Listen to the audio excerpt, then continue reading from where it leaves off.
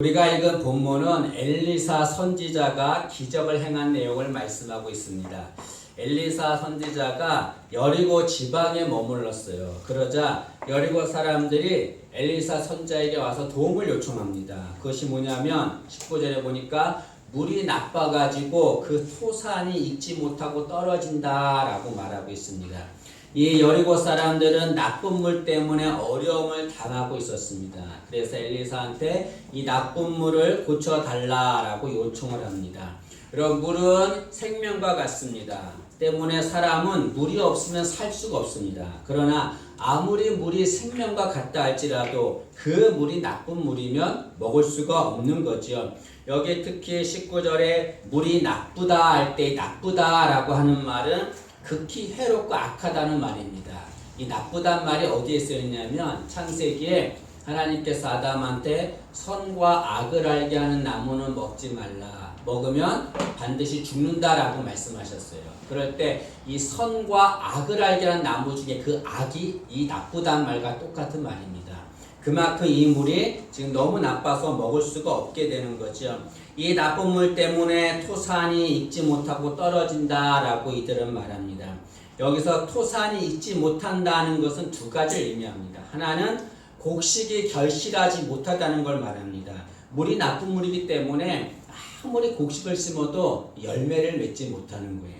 또 하나 여기 토산이 익지 못하다는 것은 인간들이 자녀를 낳지 못한다는 것을 말합니다. 이 나쁜 물 때문에 자녀를 낳지를 못합니다. 또는 임신을 해도 유산이 되고 마는 거죠. 이 여리고 사람들은 나쁜 물 때문에 너무나 많은 어려움을 당하고 있습니다. 열매도 익지 못하고 아이도 생산하지 못하고 있습니다.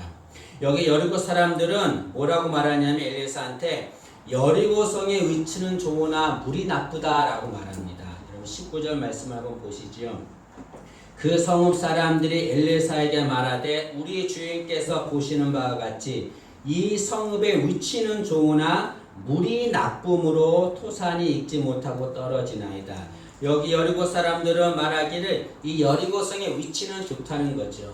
이것은 자신들이 살기에는 좋은 곳이라는 것이죠. 이 당시 여리고는 사람들에게 인기가 많은 곳이었습니다. 교통의 요충지였고 비옥한 땅이었습니다. 많은 사람들이 여리고에 와서 살기를 원했습니다. 위치는 굉장히 좋았어요. 외관상으로 살기는 좋은 것이었습니다. 그러나 아무리 인간들이 살기 좋은 것이라 할지라도 거기에 물이 나쁘니까 열매를 맺지 못하는 거죠. 살 수 없는 지경에 이르는 거죠. 여러분, 우리도 우리 인생이나 우리 가정이나 우리 교회에 열매 맺기를 원합니다. 그래서 많은 물을 우리가 갖고 오죠. 그러나 많은 물을 가지고 있어도 그 물이 나쁜 물이면 열매를 맺을 수 없습니다.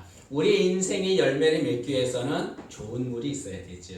우리 가정도 교회도 마찬가지입니다. 열매를 맺기 위해서는 어떤 물이 있어야 합니까? 좋은 물이 있어야 되죠. 때문에 나쁜 물은 좋은 물로 바뀌어야 합니다. 그래야 열매를 맺죠. 그러면 어떻게 해야 나쁜 물을 좋은 물로 바꿀 수 있습니까? 오늘 본문을 통해 세 가지를 생각해 보고자 합니다. 첫째로 나쁜 물을 좋은 물로 바꾸려면 주님께 도움을 요청해야 합니다. 여기 기적에 보면은 나쁜 물이 좋은 물로 바뀌는 기적을 엘리사가 행했습니다. 어떻게 그 기적을 행했습니까? 여리고 사람들이 이 나쁜 물을 고쳐달라고 요청했기 때문에 엘리사가 기적을 베풀어 준 거죠. 마찬가지입니다. 우리도 주님께 도움을 요청하면 주님께서 우리의 나쁜 물을 좋은 물로 바꿔주시는 거죠. 여러분, 인간은 연약한 존재입니다. 아무리 능력이 있다 할지라도 힘이 있다 할지라도 인간의 힘과 능력으로는 나쁜 물을 좋은 물로 바꿀 수 없습니다. 오직 주님만이 그 나쁜 물을 좋은 물로 바꿀 수 있는 거죠. 왜 주님만이 나쁜 물을 좋은 물로 바꿀 수 있습니까? 주님만이 참 신이기 때문에 그렇습니다. 여기 여리고 사람들은 엘리사에게 도움을 요청했습니다. 그러나 엘리사에게 도움을 요청하기 전에 먼저 자신들이 믿었던 우상에게도 도움을 요청했을 것입니다. 그러나 그 우상들은 그 나쁜 물을 좋은 물로 바꾸지를 못했습니다. 왜 그렇습니까? 우상은 참다운 신이 아니기 때문에, 참신이 아니기 때문에 그렇습니다. 주님만이 참신입니다. 주님만이 능력 있는 분이에요. 천지를 창조하시고 인간의 생과 사를 주관하시는 분이십니다. 그분만이 나쁜 물을 좋은 물로 바꿀 수 있습니다. 때문에 우리는 그 주님께 도움을 요청해야 되는 거죠. 이스라엘 백성들은 이 물 때문에 어려움을 당한 적이 있었습니다. 애굽에 나와서 가나안 가는 동안 광야길을 지났잖아요. 광야가 얼마나 목마른 곳입니까? 물이 없어요. 사흘길을 물을 먹지 못하고 고통스러워하는데 마라라고 하는 곳에 이르렀어요. 거기에 물이 있었어요. 얼마나 좋았을까요? 그 물을 마시는데 그 물이 써서 마실 수가 없어요. 그 물이 있었지만 이스라엘 백성에게는 나쁜 물이었습니다. 근데 그 나쁜 물을 가지고 어떻게 했습니까? 모세가 하나님께 도와달라고 부르짖었죠. 도움을 요청했죠. 그랬더니 나뭇가지 하나 던지라 했어요. 던졌더니 그 쓴 물이 단물이 되었습니다. 나쁜 물이 좋은 물이 된 거죠. 여러분, 주님은 언제나 우리에게 도움 주시기를 원하십니다. 그러나 아무에게나 도움을 주지 않습니다. 도와달라고 요청하는 자, 도움을 요청하는 자에게 도움을 주시는 거죠. 요청하면 도움을 주십니다. 그러나 요청하지 않으면 주님은 도와주지 않습니다. 야고보서 4장 2절에 너희가 얻지 못함은 구하지 아니하기 때문이요 라고 말합니다.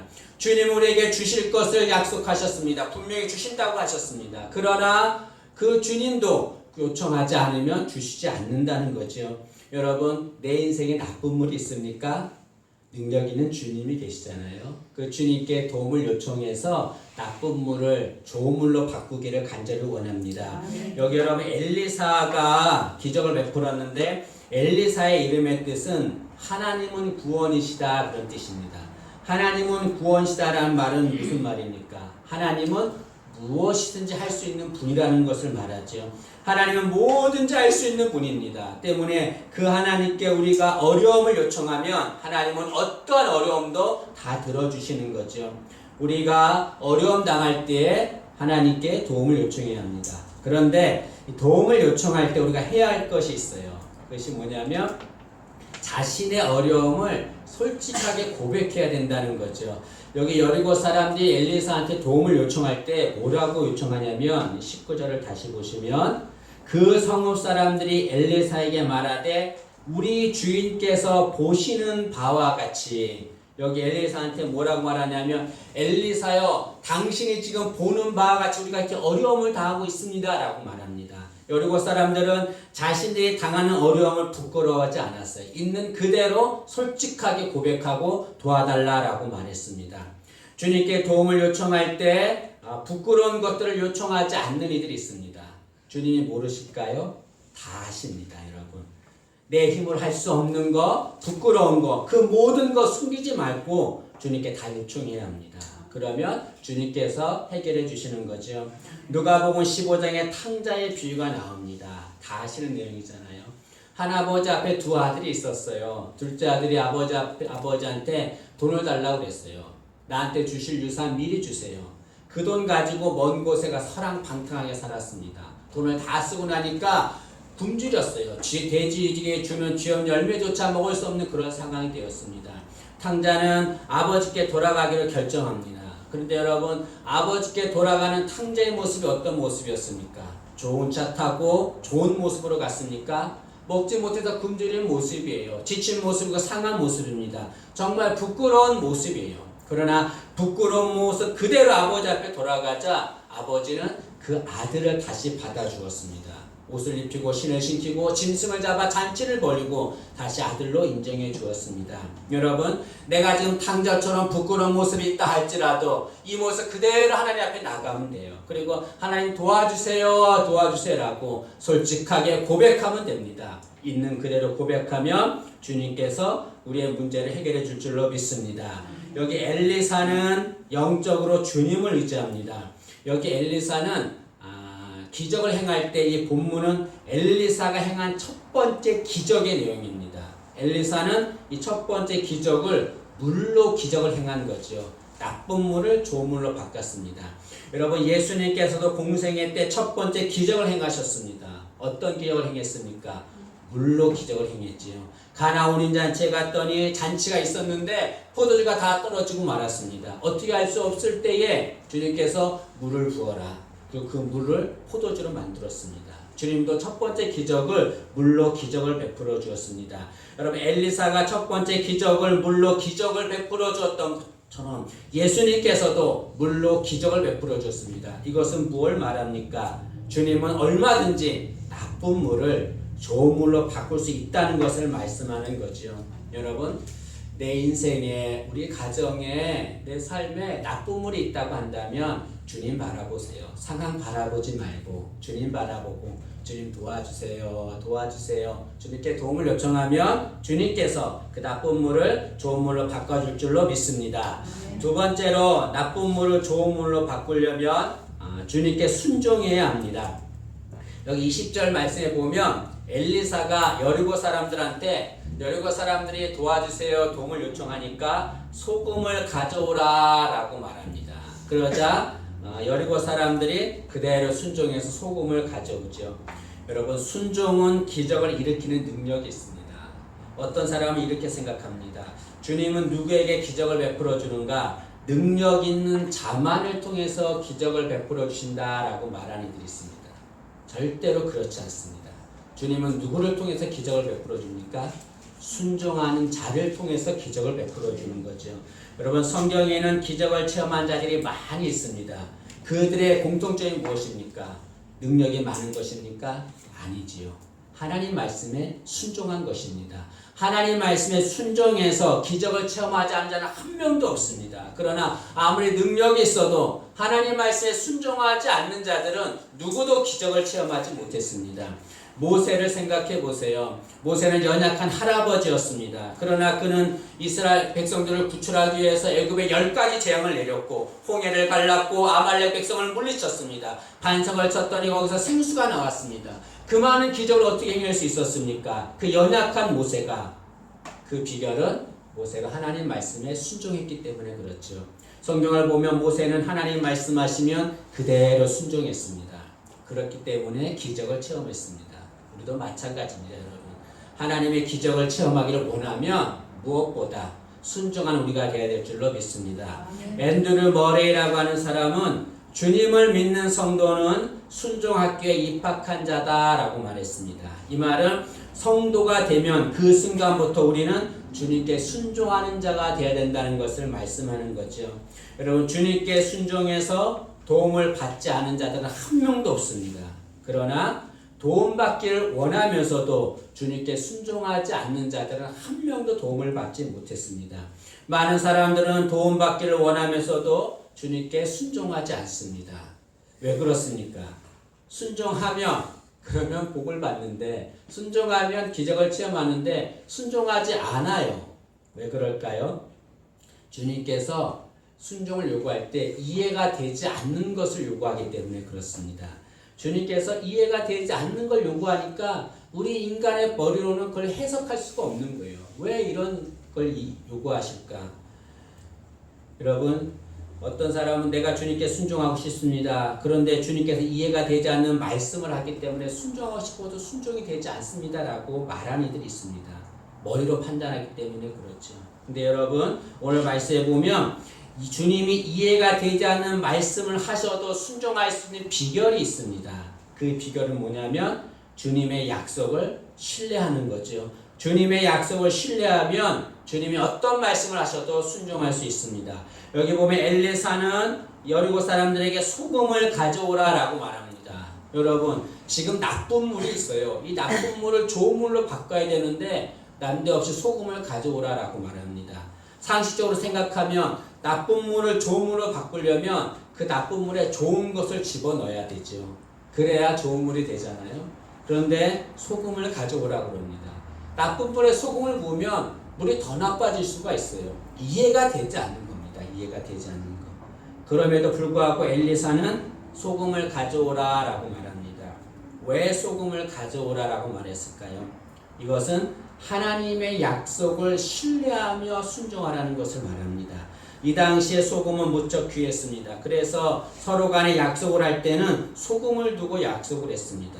소금은 성경은 하나님의 언약, 하나님의 약속이다라고 말합니다. 레위기 2장 13절에 보면 내 모든 소재물에 소금을 치라. 내 하나님의 언약의 소금을 내 소재에 빼지 못할지니 내 모든 예물에 소금을 드릴지니라. 여기 소금을 뭐라고 그랬냐면 언약의 소금이다 라고 말씀했습니다. 여러분, 언약의 소금이라는 것은 뭘 말합니까? 소금은 하나님의 약속, 하나님의 언약이라는 것을 말하는 거죠.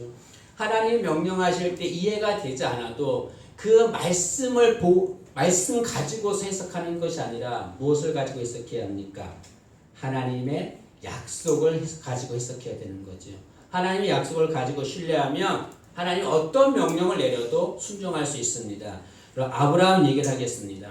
하나님께서 아브라함한테 아들 이삭을 줬어요. 100세 이삭을 줬는데 얼마나 귀하겠습니까? 그런데 어느 날 하나님이 아브라함한테 아브라함아 네 아들 이삭을 제물로 바치라라고 명령합니다. 이해가 됩니까 여러분? 아들을 주지나 말지 아들을 줬는데 하나님이 제물로 바치라는 거예요. 그런데 창세기 22장에 보면 아브라함은 하나님 명령할 때 조금도 망설이지 않습니다. 그 아들 이삭을 데리고 모리아산으로 갑니다.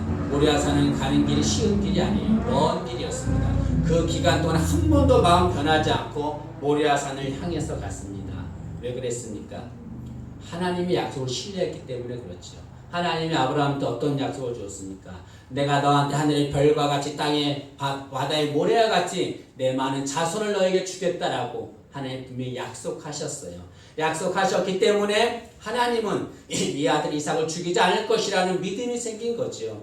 그래서 이해가 되지 않는 명령을 내렸어도 그 명령에 순종할 수 있게 된 것입니다. 여러분, 아브라함이 이삭을 데리고 모리아산 올라가는데 종들을 데려갔어요. 그런데 종들을 밑에다 두면서 아브라함이 다음과 같은 말을 합니다. 창세기 22장 5절에 이에 아브라함이 종들에게 이르되 너희는 나귀와 함께 여기서 기다리라. 내가 아이와 함께 저기 가서 예배하고 우리가 너희에게로 돌아오리라. 아브라함이 종들한테 뭐라고 말하냐면 얘들아 너희들 여기서 기다려라. 그러면 내가 같이 아들 이삭과 함께 산에 올라갔다가 이삭과 함께 같이 내려오겠다라고 말합니다. 하나님은 이삭을 제물로 바치라고 그랬어요. 지금 이삭은 죽으러 가는 길입니다. 그런데 아브라함은 이삭과 같이 내려오겠다라고 말합니다. 하나님이 이삭을 죽이지 않을 것이라는 확신이 있었죠. 왜 그렇습니까? 하나님의 약속을 신뢰했기 때문에 그런 거죠. 하나님의 약속을 신뢰하면 하나님 어떤 명령을 내려도 어떤 말씀을 하셔도 순종할 수 있습니다. 여러분, 하나님 우리에게 복을 주시길 원합니다. 복을 주시기 위해서 우리에게 순종을 요구하죠. 그러나 하나님은 순종을 그냥 우리가 할 수 있는 순종을 하지 않습니다. 이해가 되지 않는 명령으로 순종을 요구해요. 그럴지라도 하나님의 약속을 신뢰하고 그 명령에 순종하는 우리가 되어야 될 줄로 믿습니다. 하나님께 순종할 때는 즉시 순종해야 합니다. 그리고 20절 하반절에 보면 엘리사가 사람들한테 소금을 가져오라 라고 하자 사람들이 어떻게 했습니까? 곧 가져온지라 라고 말합니다. 곧 가져왔어요. 머뭇거리지 않았다는 것을 말하죠. 하나님의 말씀에 머뭇거리면 그만큼 손해를 보는 겁니다. 순종하는 만큼 하나님의 복을 받는 거죠. 여러분, 하나님께 순종해서 나쁜 물이 좋은 물로 바뀌기를 간절히 소망합니다. 세 번째로 이 나쁜 물이 좋은 물이 되려면 마음이 정결해야 합니다. 엘리사가 여리고 사람들한테 소금을 가져오라고 할 때 소금을 어떻게 가져오라고 그랬냐면 새 그릇에 담아서 가져오라 라고 말씀했습니다. 여기서 말한 새 그릇이란 정결한 그릇, 깨끗한 그릇을 말하는 거죠. 주님은 악한 마음, 잘못된 마음 가진 자는 도와주지 않습니다. 주님은 정결한 마음을 가진 자를 도와주는 거죠. 연약하고 나약해도 정결한 마음을 가진 자, 깨끗한 마음을 가진 자, 주님 기뻐하는 마음을 가진 자, 주님은 그를 도와줍니다. 디모데후서에 보니까 큰 집이 있는데요. 큰 집에 금그릇, 은그릇, 나무그릇, 질그릇이 있었어요. 여러 가지 그릇이 있는데 그 주인이 그 그릇들을 모두 다 사용하신다라고 말합니다. 우리는 오해하는 게 있는데 그게 뭐냐면 주님은 금그릇, 은그릇 같이 능력 있는 자만을 사용하신다라고 생각합니다. 그러나 그렇지 않아요. 주님은 나무그릇, 질그릇과 같은 연약한 자도 사용하십니다. 주님은 모든 자들을 사용하세요. 그러나 주님께서 사용하지 않는, 쓰시지 않는 그릇이 있어요. 어떤 그릇이냐면 더러운 그릇입니다. 주님은 더러운 그릇은 쓰시지 않습니다. 주님께 쓰임받는 그릇이 되려면 깨끗해야 됩니다. 정결해야 되는 거죠. 디모데후서 2장 21절에 이렇게 말합니다. 그러므로 누구든지 이런 것에서 자기를 깨끗하게 하면 귀히 쓰는 그릇이 되어 거룩하고 주인의 쓰심에 합당하며 모든 선한 일에 준비함이 되리라. 여기 보면 자기를 깨끗하게 하면 귀히 쓰는 그릇이 된다라고 말합니다. 금그릇, 은그릇, 나무그릇, 질그릇 그게 중요한 게 아니에요. 그릇이 깨끗해야 되는 거죠. 내가 정결해야 되는 겁니다. 내가 능력이 있고 잘나고 아무런 소용없는 거예요. 하나님 앞에서는. 하나님 뭘 보십니까? 마음 보시는 거죠, 여러분. 하나님 보시기에 정결한 자 되기를 원합니다. 그러면 우리의 나쁜 물이 좋은 물로 바뀔 줄로 믿습니다. 여기 사람들이 엘리사의 말을 듣고서 소금을 가져오라 하자 소금을 갖고 왔어요. 그때 엘리사가 21절 상반절에 보니까 그 소금을 물 근원에 던졌다라고 말합니다. 이게 물 근원에 던졌다는 것은 뭘 말합니까? 물 근원을 고치셨다는 것을 말합니다. 여러분, 우리는 치유가 일어나기를 원합니다. 진정한 치유는 어떻게 일어납니까? 근원을 치유해야 일어나는 거죠, 여러분. 근원을 치유하지 않으면 온전한 치유는 일어날 수 없습니다. 근원을 치유해야 되는 거죠. 이 점심시간 전인데요. 이런 예화를 해야 될지 어쩔지 고민하다가 그냥 한번 하는데 여러분 점심시간 전이라도 이해하고 들으시기 바랍니다. 제가 고등학생 때 친구 중에 이 배꼽 옆에 종기 난 친구가 있었어요. 크게 났습니다. 너무 고통스러워하는 거예요. 그래서 제가 이제 그 종기를 그냥 짜주려고 하는데 조금만 건드려 너무 아파하는 거예요. 그래서 어떻게 했냐면 친구들을 불러서 팔을 잡고 다리를 잡고 그 친구를 붙잡았습니다. 그리고 저는 이제 고름을 짜는 거예요. 그 종기, 배꼽 옆에 있는 종기를 짜는데 너무 아프니까 친구가 막 발버둥을 치는 거예요. 막 소리를 지르고 막 하지 말라고 그러고. 그래도 짰습니다. 그랬더니 이 종기의 고름이 이렇게 흘러나오는 거예요. 이제 막 이 손가락을 덮어요. 고름이. 그래도 막 더 꽉 짰는데 고름 덩어리가 툭 튀어나오는 거예요. 얼굴에 툭 튀고 막 몸에 이렇게 튀었습니다. 식사 전이라 죄송한데 그 친구가 너무나 아파했어요. 거기 막 피가 나오고 그랬습니다. 그런데 그 고름 덩어리, 그 고름의 근원이죠. 그걸 치유했더니 며칠 지나고 나니까 그 구멍 난 것이 배꼽보다 구멍이 더 컸어요. 근데 며칠 지나고 나니까 그 종기가 싹 사라지고 살이 되었습니다.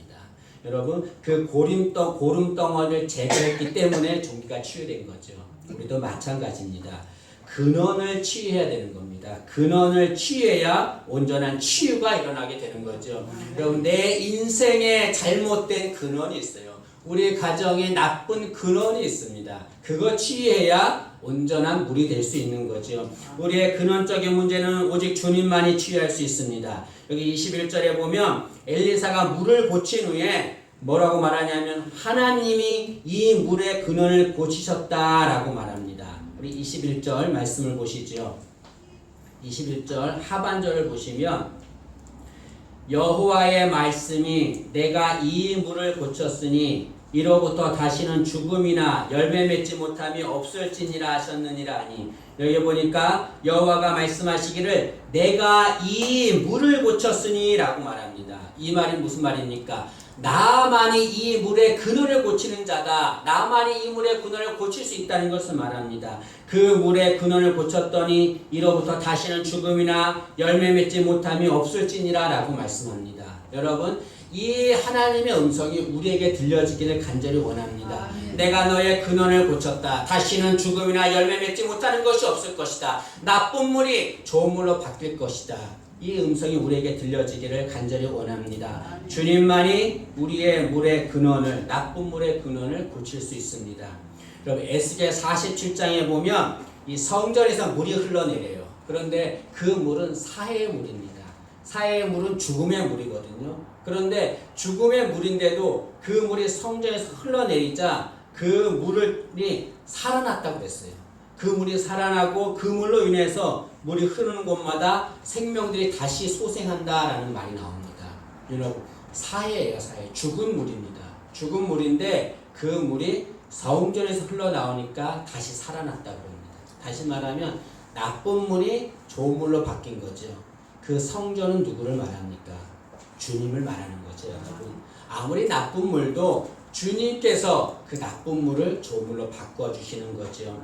여러분, 우리 인생, 우리 가정, 우리 교회에 나쁜 물이 있다고 한다면 주님께서 그 나쁜 물을 좋은 물로 바꿔주기를 간절히 소망합니다. 주님을 마음에 모셔야 합니다. 주님께 도움을 요청하고 주님 말씀에 순종하고 정결한 마음을 가져야 합니다. 그러면 나쁜 물이 좋은 물로 바꿔질 줄로 믿습니다. 많은 사람들이 나쁜 물 때문에 고통당하고 있습니다. 힘들어하고 있습니다. 눈물을 흘리고 있습니다. 가슴을 치고 있어요. 그러나 그 나쁜 물이 좋은 물로 바뀔 수가 있어요. 방법이 있어요. 주님이 그 나쁜 물을 좋은 물로 바꿀 수 있습니다, 여러분. 주님 의지하고 주님 바라보고 주님이 나쁜 물 좋은 물로 바꿔달라고 주님께 도움을 요청하고 주님께 순종해서 정결한 마음을 가져서 나쁜 물이 좋은 물로 바꿔지는 귀한 복 받기를 간절히 소망합니다.